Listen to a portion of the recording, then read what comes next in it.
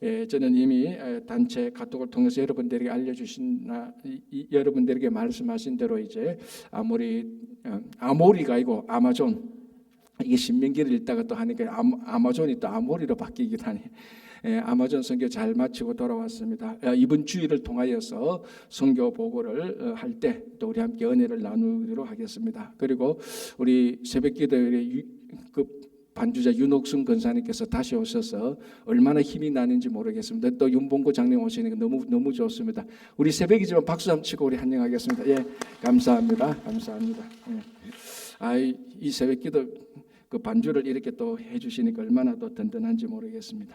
예, 자 이제 오늘부터 신명기 말씀 보겠습니다. 우리 창세기, 출애굽기, 레위기, 민수기, 신명기, 이걸 모세 오경이라고 말을 하고 이제 여기에 들어 있는 모든 내용의 이제 말씀의 핵심이 이제 신명기로 들어오는 겁니다. 자, 이제 신명기 본문으로 들어가기 전에 신명기의 몇 가지 특징을 우리 한번 보겠습니다. 첫 번째는 신명기라는 제목인데요. 스크린에 한번 올려주실래요? 예, 잘 보이시죠? 자, 신명기 되어 있고요.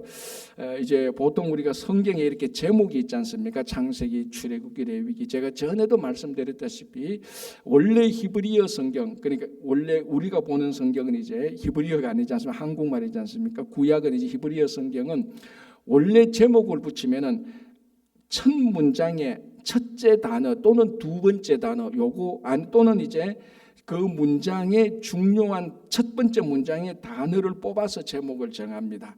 그래서 창세기는 우리가 말하는 창세기가 아니고 브레시트라는 말인데, 브레시트는 창세기 1장 1절에 나오는 첫 번째 단어입니다. 그는 그렇게 단어를 따서 히브리 사람들은 그 성경에 제목을 붙였는데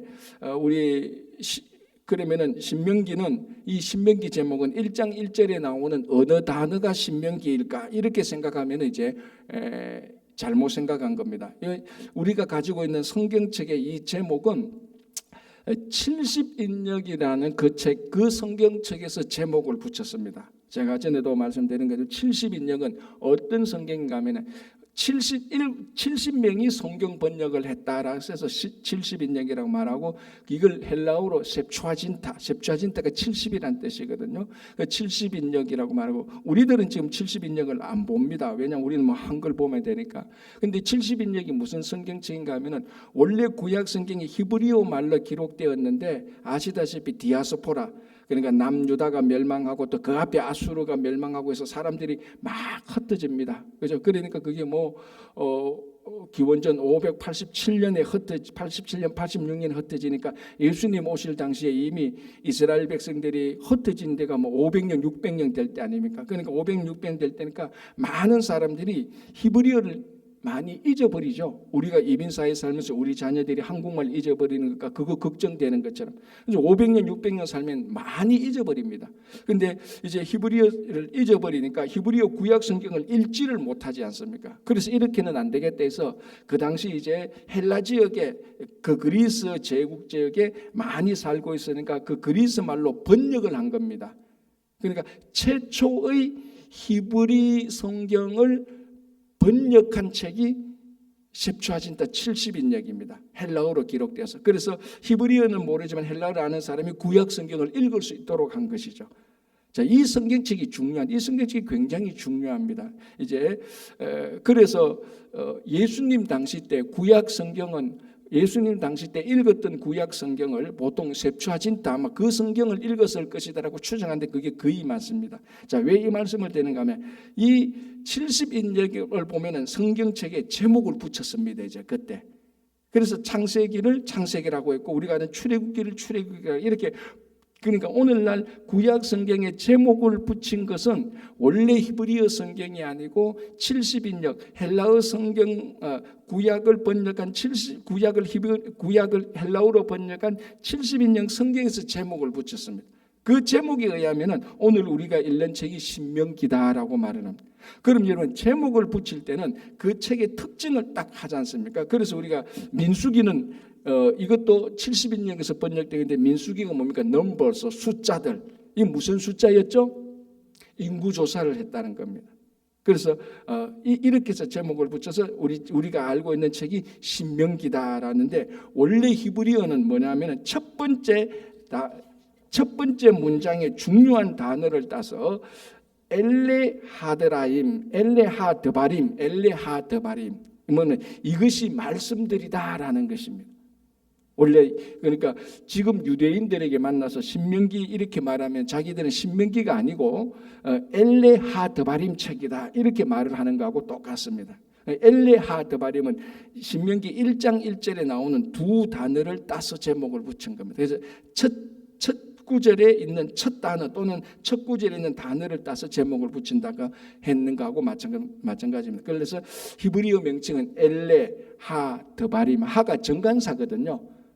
드바림은 말씀의 복수형입니다. 그래서 엘레, 이것들은 하나님의 말씀들입니다. 이게 원래 이제 제목이고, 그러나 70인역에서 번역한 것은 신명기다라고 말하는데, 이제 신명기라는 뜻을 우리가 한번 봐야 됩니다. 보통 이제 신명기라고 말할 때 한자어로 신자를 귀신 신자 신 할 때 이런 신자를 쓰는 사람인데, 여기서 신명기 할 때 신자는 귀신 신자가 아니고 납신자입니다.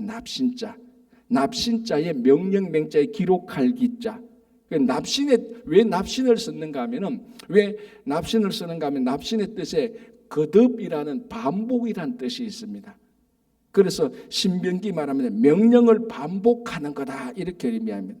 그러면 왜 헬라어로 번역하는 70인역에서는 이거를 왜 신명기, 왜 명령을 반복하는 거다라고 이렇게 해서 제목을 붙였냐 하면, 이제 신명기 17장 18절을 보면은 이 말을 등사해서라는 말, 카피해서라는 말입니다. 그러니까 원판이 있고 이 말을 계속해서 복사해가지고 라고 말을 할 때 복사한다. 그리고 원판이 첫째 말씀, 원판이 있고 둘째 말씀이 있다.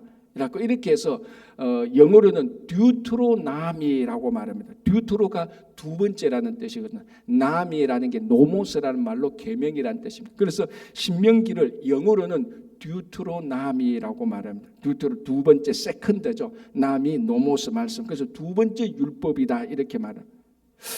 이제 신명기, 그래서 신명기를 한국말은 신명기라고 하는데, 신명기라고 말할 때 이게 반복된 말씀이다라고 이렇게 보면은 더 정확합니다. 영어로는 듀트로남이라고 이렇게 번역했는데, 듀트로남은 세컨드 로, 두 번째 율법이다라고 말하면은 첫 번째 율법이 있고 두 번째 율법이 있지 않습니까? 그러면 첫 번째 율법은 뭔가?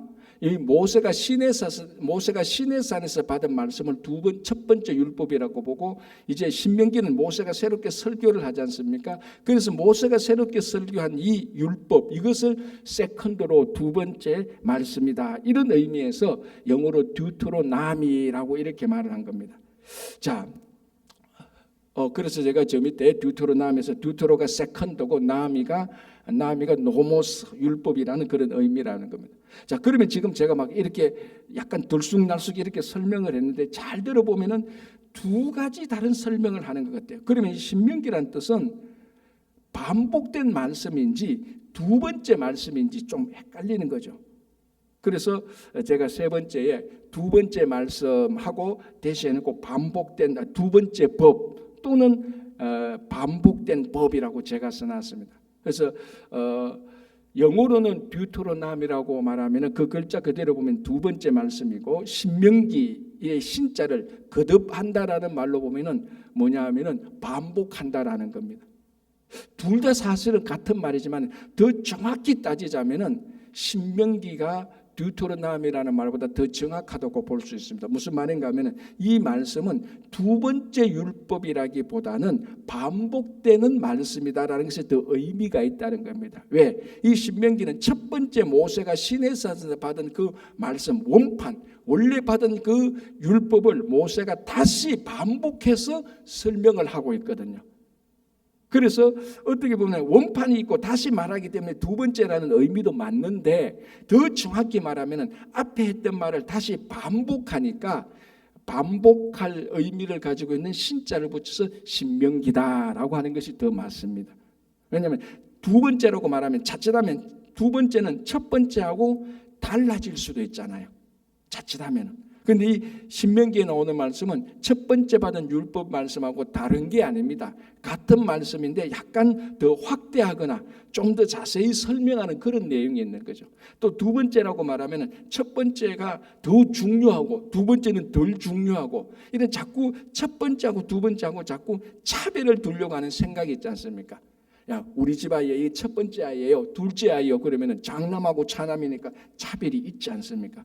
그런 의미가 될 수가 있다는 겁니다. 자칫하면. 그래서 이 신명기 말씀은 첫 번째 말씀하고 다른 두 번째 말씀이라기보다는 첫 번째 말씀을 다시 더 이제 가나안 땅에 들어가서 살게 될 이 다음 세대 사람들을 위해서 그 말씀을 더 한 번 더 반복해서 설명을 해주는. 근데 이제 반복할 때 앵무새처럼 똑같이 말하는 것이 아니고 좀 더 자세히 그리고 좀 더 넓게 그리고 가나안 땅에 들어가서 살게 될 다음 세대의 사람들에게 좀 더 적당하게 맞는 말씀으로 좀 이제 버전이 업그레이드 되는 것입니다. 반복하면서 업그레이드 되는 것. 그게 이제 신명기 말씀입니다. 그래서 신명기 말씀은 전부 다 모세의 설교로 되어 있습니다. 물론 1장 1절부터 34장 끝절까지 다 설교는 아니지만 거의 95%, 96%가 다 모세의 설교로 되어 있는 것입니다. 그래서 이게 이제 모세가 첫 번째 자기가 시내산에서 받았던 그 율법 그 말씀을 한 번 더 반복하는 겁니다. 앵무새처럼 반복하는 게 아니고 다음 세대들이 가나안에 들어가서 살 때 이 말씀을 지켜서 행하라라고 해서 했던 말씀이 이게 신명기다라는 것입니다. 그래서 앞으로 여러분들 이 신명기 할 때 이 신자가 반복하는 거다. 그러나 앵무새처럼 반복하는 것이 아니고 우리 상황에 맞게 반복하는 거다. 그래서 신명기는 계속해서 반복해서 읽어야 될 책입니다. 10년 전에 신명기 읽었는 거하고 읽었을 때 받은 은혜하고 오늘날 우리가 신명기를 읽었을 때 받은 은혜는 다르죠. 모든 말씀이 다 그렇습니다. 그죠? 여러분 똑같은 말씀이지만 10년 전에 내가 참 어렵고 힘들었을 때 그때 읽었던 말씀에 받은 은혜하고 지금은 이제 모든 일이 잘 되고 편안할 때 이 편안할 때 받은 은혜하고 은혜의 종류가 다른 겁니다. 그것처럼 그래서 이 신명기의 말씀을 보면은 우리가 매번 반복해서 계속해서 읽어야 되는 말씀. 그런 의미로 보면은 창세기 1장 1절부터 요한계시록 전체가 다 신명기가 될 수 있는 겁니다. 우리 계속해서 반복해서 봐야 되지 않습니까? 창세기도 반복해서 봐야 되고 요한계시록도 반복해서 봐야 되고 그래서 성경 전체가 어떻게 보면 신명기라는 의미를 가지고 있는 것입니다. 죽을 때까지 이 성경 말씀을 우리가 반복해서 읽었는데 저도 목사니까 성경을 많이 보지 않습니까? 그런데 우리가 아시다시피 이 새벽기도 때는 창세기 1장 1절부터 요한계시록까지 절기에 상관없이 계속 쭉 읽어가면서 제가 본문을 보는 겁니다. 근데 매번 놀라는 것은 제가 신명기를 오늘 한두 번 보는 게 아니지 않습니까? 신학교 들어갈 때부터 신명기를 읽고 공부할 때 읽고 목회할 때도 읽었는데 읽을 때마다 이런 말씀이 신명기에 있어서 하고 어떨 때는 제가 부끄러움을 느낄 때가 있었습니다. 내가 목회를 지금 몇 년째 하는데 이 지금 담임 목회만 해도 한 20년 이상을 하는데 이게 이런 말씀이 여기에 있었나? 그러니까 교인들이 그걸 알까 봐 부끄러워요. 제가 교인들이 이런 걸 알면 얼마나 나를 무시할까라는 그런 생각이 들 때가 있단 말이에요.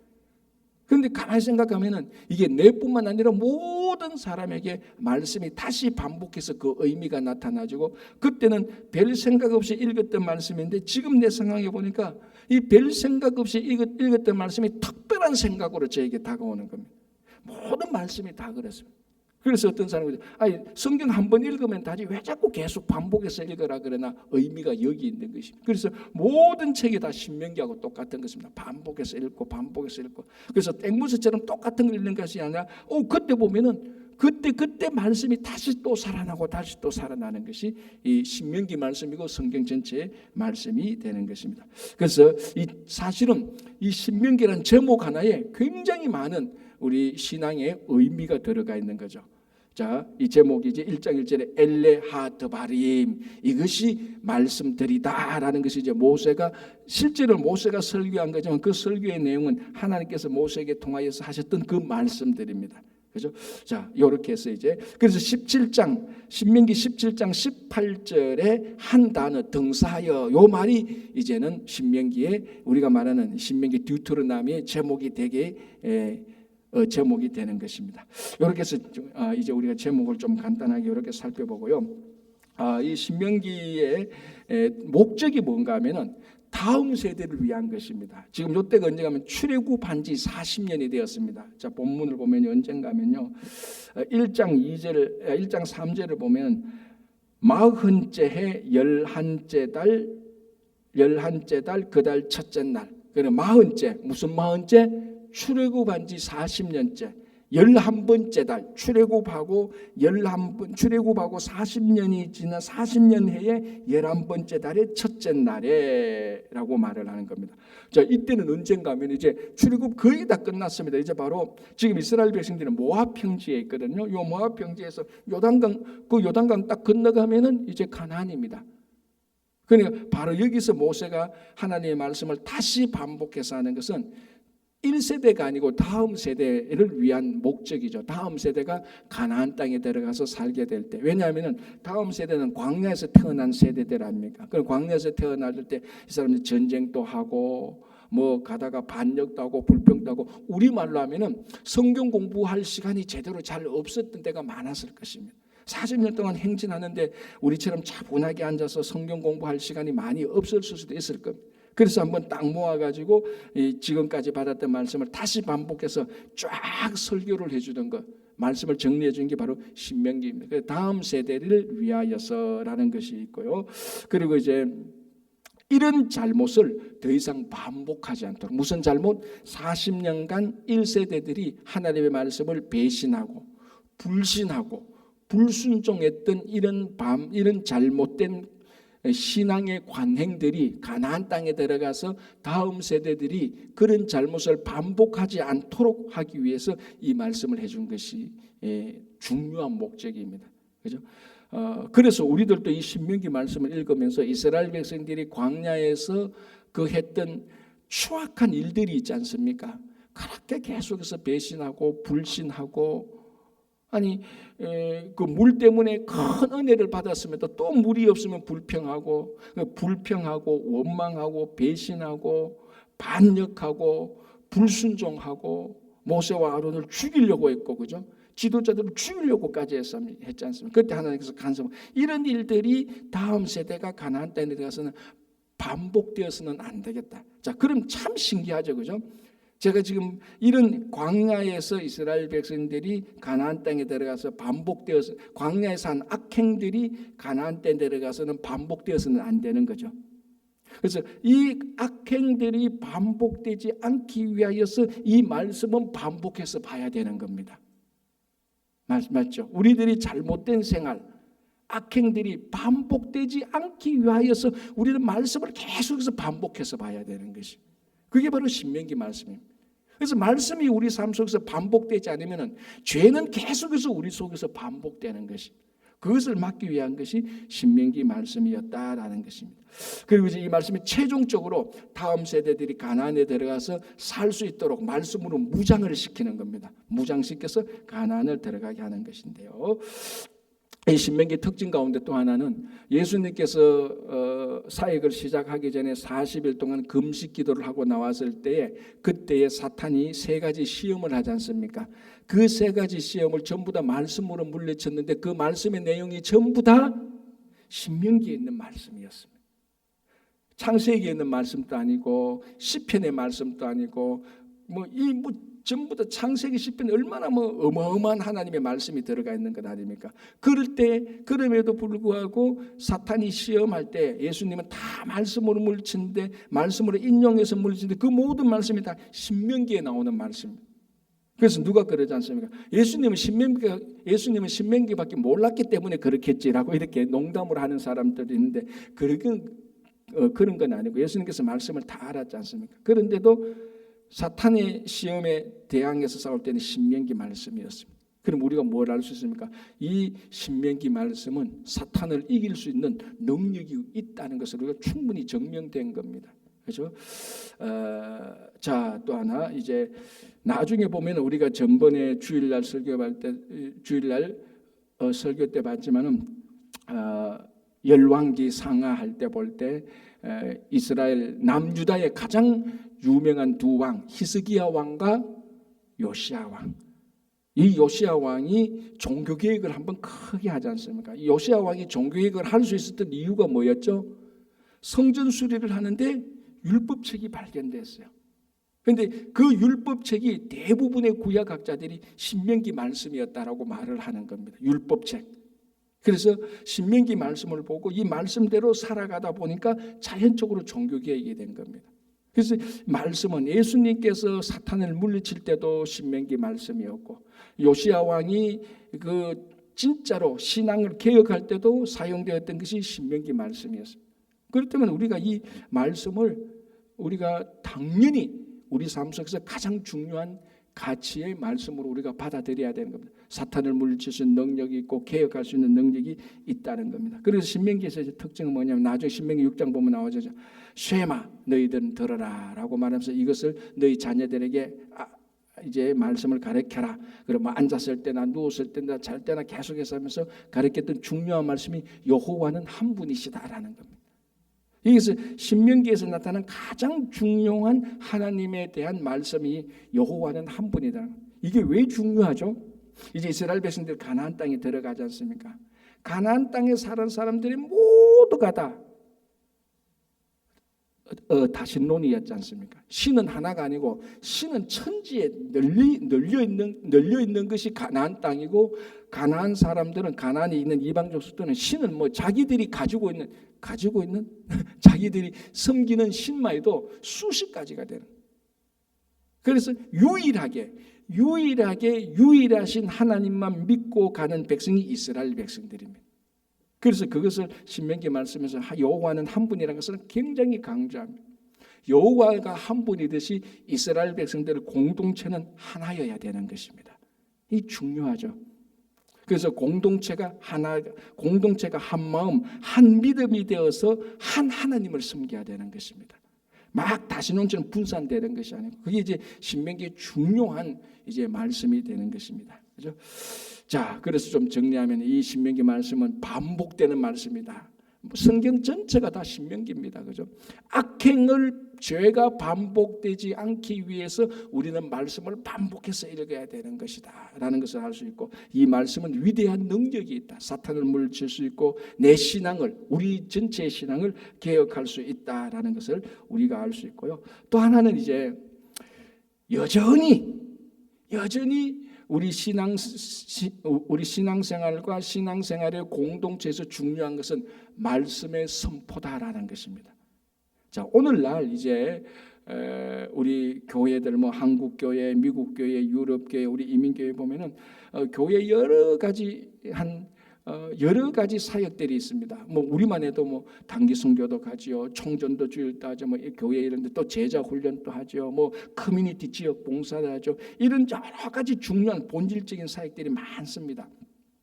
자, 그러면서도 오늘날 교회가 이런 사역들이 많이 확대되다 보니까 상대적으로 말씀 선포에 대한 중요성을 약화시킬 위험성이 있다는 겁니다.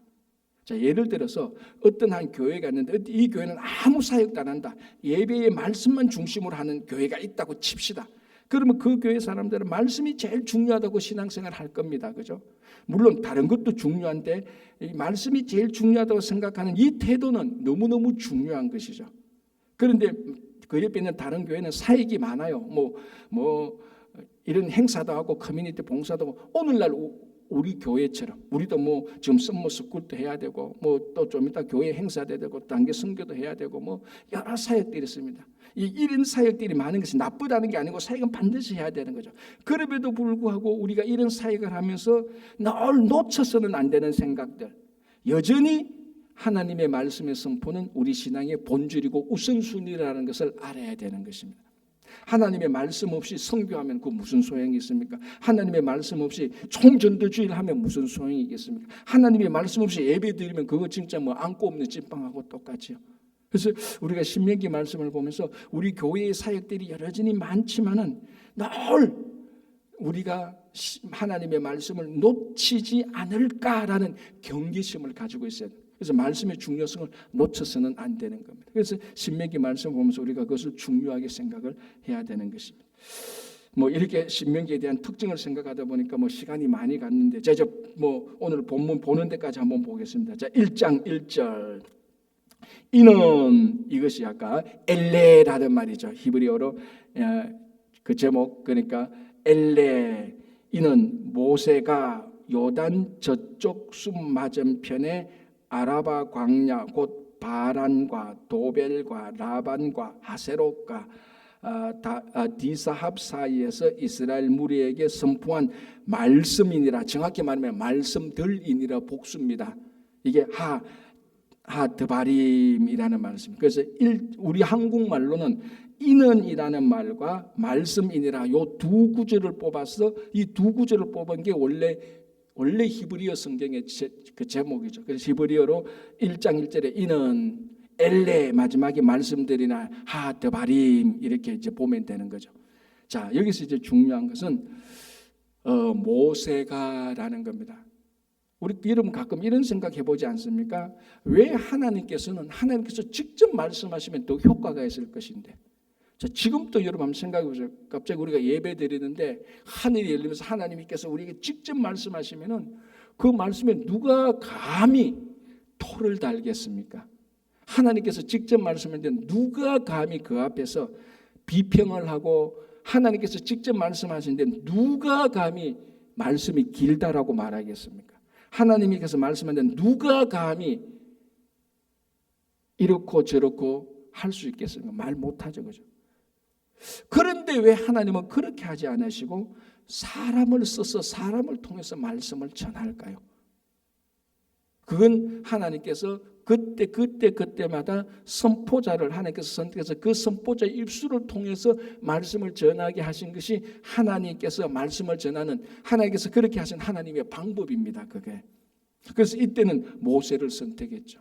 우리 신약에만 바울을 선택했고 베드로를 선택했고 또 그 지난 2000년 동안 수없이 많은 하나님께서 선택한 사람들을 통해서 그 입에 하나님께서 말씀을 주어서 말씀을 받은 그 사람이 말씀을 전하는 것입니다. 그래서 말씀 전하는 자는 하나님께서부터 말씀을 받았다는 막중한 책임을 갖고 그 말씀을 그대로 전달하는 것입니다. 이게 이제 선포자의 중요한 사명이죠. 그래서 진짜 말씀 선포자가 하나님 말씀 앞에 설 때는 막중한 책임과 어떨 때는 이게 너무 힘이 들어서 쓰러질 수도 있는 겁니다. 여러분 생각해보면 하나님의 말씀을 내가 그대로 전달하는데 이게 어떻게 가벼운 일이겠습니까? 지금까지 예를 들어서 여러분들에게 트럼프 대통령, 지금 그 미국의 트럼프 대통령 어느 대통령이 와서 이 말을 누구에게 전하시오라고 말하면 여러분 그 대통령이 내게 그 전하라고 했던 말을 가볍게 생각하겠습니까? 가볍게 생각하지 않는단 말이죠. 와, 이거 대통령이 하라는 말인데 어떻게 가볍게 생각하겠습니까? 아무도 가볍게 생각하지. 혹시나 내가 잘못 전달할까봐, 혹시나 뭔가를 빠뜨릴까봐, 혹시나 내가 그걸 왜곡해서 말할까봐, 혹시나 내 생각을 추가할까봐 걱정이 되는 거죠. 그리고 듣는 사람도 야 이게 대통령의 명령이야? 그 말에 대한 권위를 완전히 느끼게 되는 것 아니겠습니까? 일개 국가의 대통령의 말도 그럴진데 우주천지의 창조자의 하나님의 말씀은 오죽해서 그렇겠습니까? 그래서 이 전하는 자의 막중한 책임과 듣는 자가 그 말씀을 하나님의 말씀으로 듣는 권위를 받아들여야 되는 것입니다. 전하는 자와 듣는 자가 동일하게 다 막중한 책임과 권위 속에서 하나님의 말씀을 들어야 되는 것이죠. 그래서 이 당시에는 모세를 선택한 겁니다. 자, 이는 모세가 요단 저쪽 숲 맞은편. 자, 5절 보겠습니다. 모세가 요단 저쪽 모압 땅에서 이 율법을 설명하기 시작했다. 정확히 말하면은 지금 이스라엘 백성들이 요단강을 건너서 가나안 땅에 들어갔습니까? 안 들어갔습니까? 안 들어갔죠. 그래서 이스라엘 백성들이 지금 한 200명이 쭉 있는 그 광야가 무슨 광야입니까?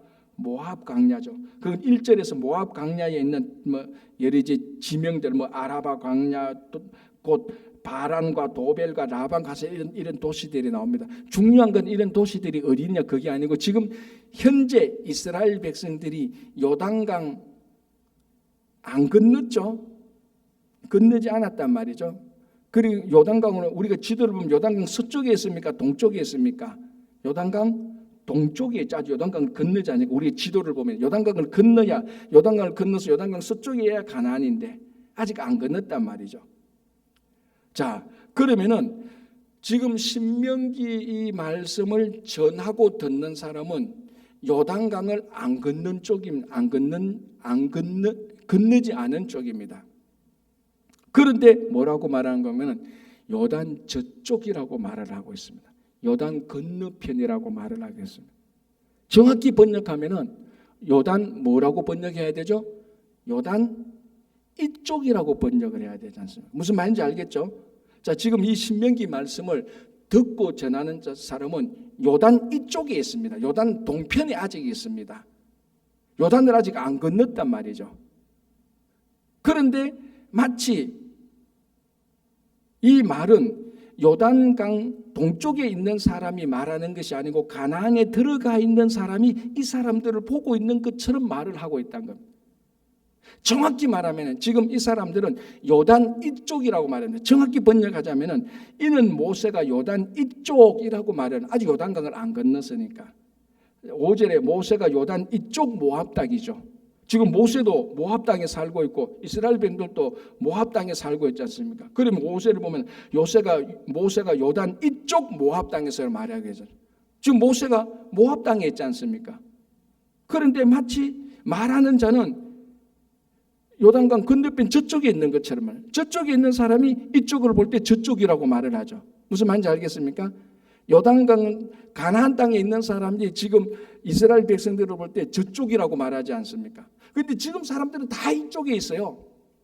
한 명도 이쪽에 있는 사람, 이쪽에 있는 사람들이 말할 때 요단 이쪽이라고 말을 했죠. 왜 저쪽이라고 말해? 이 사람들이 요단 저쪽이라고 말하면 이쪽에 있는 사람들이죠. 안 맞단 말이죠. 이해됐습니까? 그래서 이 중요한 것은 모세가 요단 저쪽이라고 말할 때 말하는 사람은 마치 요단강을 건너서 요단강을 건너지 않은 사람들을 보고 저쪽 사람들이라고 말하는 것이다. 이해됐습니까? 그러니까 정확히 말하면은 이거는 틀린 거예요. 지리적으로 말하면. 정확히 글자 그대로 번역하면 모세가 요단 이쪽 맞은편 사람들 5절에 모세가 요단 이쪽 모압 땅 지금 모세가 요단강 이쪽에 있지 않습니까? 그런데 오늘 신명기는 저쪽이라고 말을 했습니다. 그럼 말하는 사람은 지금 어디에 있는 위치에 있습니까? 말하는 사람은 이미 요단강을 건너가 버렸어요. 실제로는 안 건너갔는데 이게 굉장히 중요한 의미가 아니겠습니까? 지금 아무도 요단강을 건너지 않는데 이 요단강을 말하는 사람은 요단강을 건너 약속의 땅에 이미 건너간 땅에서 이 사람들을 보고 있단 말이에요. 뭘 알 수 있습니까? 이미 이 땅은 너희들이 이 요단강을 건너서 차지한 땅하고 같다는 의미입니다. 그래서 제가 가나안 정탐할 때도 계속해서 얘기했지 않습니까? 가나안 정탐은 가능성을 정탐하는 것이 아니라고 했습니다. 뭘 정탐하는 겁니까? 어떻게 정복할까? 방법을 정탐하라고 그랬습니다. 왜? 그 땅은 이미 하나님께서 이스라엘 백성들에게 준 땅입니다. 그러니까 그건 이미 우리가 그 땅을 차지할 수 있을까 못할까 가능할까 불가능할까 그걸 정탐하는 게 아니라는 게 이미 그것은 하나님께서 주신 것이 그건 뭘 정탐하는가 어떻게 들어갈까. 제가 그래서 이사하는 것을 계속해서 얘기하자면 그 집을 사고 크루징하면 이미 내 집이에요. 그런데도 계속해서 그런데도 그 크루징한 집을 몇 번 가봅니다. 왜 가봅니까? 내가 이 집을 내 것이 될까 안 될까? 그거 아니잖아요. 크루징했으면 이미 내 집인데 그런데도 들어가 보는 것은 우리가 들어가서 가구 배치를 어떻게 할까? 그것 때문에 정탐을 해보는 것 아닙니까? 똑같습니다. 오늘도 요단 이쪽 저쪽인데 딱 들어보니까 뭡니까? 아, 저쪽이라고? 그러면 이미 말하는 사람은 요단강을 건너가 있는 것입니다. 이 단어 하나에서 위치를 말하는 이 단어 하나에서 이 신명기를 말하는 사람은 신명기를 선포하는 이 말씀은 이미 요단강을 건너가서 말하는 겁니다. 이미 그 땅을 차지했다는 것을 우리들에게 알려주고 있습니다. 정확히 말하면 요단 이쪽이라고 말을 해야 된다. 그렇죠? 그래서 오늘 일정에 이는 모세가 요단 저쪽 숲맞은 편. 이 말하는 사람은 이미 저쪽에서 우리를 보고 저쪽이라고 말하네. 같이 있으면 이쪽이라고 말을 해야 되는데 이런 의미가 되는 것입니다. 1장 1절에 선포한 말씀이다. 그죠? 하나만 더 보고 마치겠습니다. 이거 뭐 본문은 1장 1절 33절까지 읽었는데 1장 2절까지만 하고 내일 좀 더 보겠습니다. 1장 2절 3절 호렙산에서 세일산을 지나 가데스 바네아까지 10하루길이었다. 이게 사실은 시내산에서 가데스 바네아 거기는 사실은 10하루길만 있어야 되는데 이걸 38년 걸렸습니다. 그러니까 여행자가 가면 10하루길만 가는 길을 38년 걸렸습니다. 물론 앞에 2년까지 합하면 이제 40년이지. 왜 이렇게 걸렸습니까? 자기들이 불순종했기 때문에. 그래서 광야에서 그 불순종을 순종으로 훈련시키기 위해서 38년 총 합해서 40년이 걸리는 것입니다. 이런 일을 더 이상 다음 세대들이 반복하지 않기 위해서 이 말씀을 반복해 주는 것입니다. 그게 신명기입니다. 다시 말씀드리자면 잔소리가 좀 다시 말씀드리자면 오늘 또 우리가 이스라엘 백성들의 잘못을 반복하지 않기 위해서 우리는 오늘 또 이 말씀을 반복해서 보는 겁니다. 계속해서. 그죠? 그래서 1장 3절에 40째 11째 달 그 달 첫째 날에 10하루길을 40년이 걸렸다라는 것을 의미하는 거죠. 40째 해 11째 달 그 달 첫째 날에 모세가 이스라엘 자손에게 여호와께서 그들을 위하여 자기에게 주신 명령을 다 알렸다. 이게 중요하죠. 마지막으로 다 알렸다. 다 알렸다는 말 속에 뭐가 있습니까? 빼지도 않았다. 더하지도 않았다. 그대로 전달했다는 것. 여러분, 우리가 말할 때 가장 큰 문제가 뭡니까? 아무리요 객관적이고 공평한 사람도요 다 정확히 말 안 합니다. 자기 나름대로 뺍니다. 말하지 않으면 빼죠. 그리고 자기 생각을 뭔가 덧붙입니다. 그리고 뭔가를 자기 생각으로 각색합니다. 그래 놔놓고 나는 그대로 전달했어요라고 말을 하는 겁니다. 그건 거짓말이죠. 그대로 전달하는 것은 빼지도 않고 더하지도 않고 바꾸지도 않고 그대로 전달해. 그래서 오늘 모세가 하나님께서 자기에게 주신 말씀을 다 알렸다. 그게 신명기 말씀입니다. 우리도요 보면은 누가 누구에게 말할 때 보면요 얼마나 많이 각색하는지 모릅니다. 얼마나 많이 빼는지 모르고요 얼마나 많이 더하는지 모릅니다. 이것을 통틀어서 우리가 쉬운 말로 거짓말이라고 말을 하는 겁니다. 거짓말이 뭡니까? 이야기를 바꾸는 게 거짓말 아닙니까? 그런데 거짓말을 바꾸는 것은 좋은 말로 각색을 하는 거죠. 그게 거짓말이에요. 빼는 것도 거짓말이에요. 더하는 것도 거짓말이에요. 그래서 오늘 모세는 하나님의 말씀을 다 알렸다. 그래서 이 다 알린 이 신명기 말씀을 우리가 듣고 우리도 하나님의 말씀을 다 들을 줄 알아야 됩니다. 그러면은 이게 중요한 거죠. 모세가 다 알렸으면 우리는 다 들어야 됩니다. 내게 안 듣고 싶은 말을 빼면 안 되고 내가 하고 싶은 말을 말씀에 덧붙이면 안 되고 요거는 내게는 요렇게 하는데 요거는 내게 요렇게 하면 좋은데라고 바꾸면 안 되는 겁니다. 그대로 받아들여야 돼요. 그래야 우리가 성장하고 성숙해질 수 있는 것입니다. 앞으로 우리가 이제 또 얼마 동안 신명기 말씀을 보는데 이 반복된 말씀을 계속해서 반복해서 들으므로 우리 삶 속에 악행들이 잘못들이 반복되지 않기를 간절히 바랍니다. 기도하겠습니다. 하나님 아버지 감사합니다. 늘 우리가 매일매일 주님의 말씀을 반복하며 기도를 반복하며 예배를 반복합니다. 말씀과 기도와 예배의 반복을 통하여서 우리들의 악행들이 잘못들이 추악한 것들이 반복되지 않도록 도와주시옵소서. 주님 날씨가 많이 덥습니다. 우리 교회 어르신들 특별히 지켜주시고 몸이 연약하신 분들 특별히 자녀들 함께하여 주시고 선무석굴이 진행 중에 있습니다. 수고하시는 모든 손길들 함께하여 주셔서 이 선무성구를 통하여서 또 우리 교회가 마땅히 해야 될 지역사회 봉사도 잘 감당하고 하나님의 은혜 가운데서 잘 마칠 수 있도록 역사하여 주시옵소서. 주님 오늘 하루의 우리의 삶도 주님께 맡깁니다. 주님께서 우리 삶을 인도하여 주시옵소서. 오늘도 이 아침에 우리가 하나님께 올려드리는 모든 기도를 다 들어서 응답해 주실 것을 믿으며 감사하며 예수님의 이름으로 기도합니다. 아멘. 자, 이렇게 기도하시고 돌아가시기 바랍니다.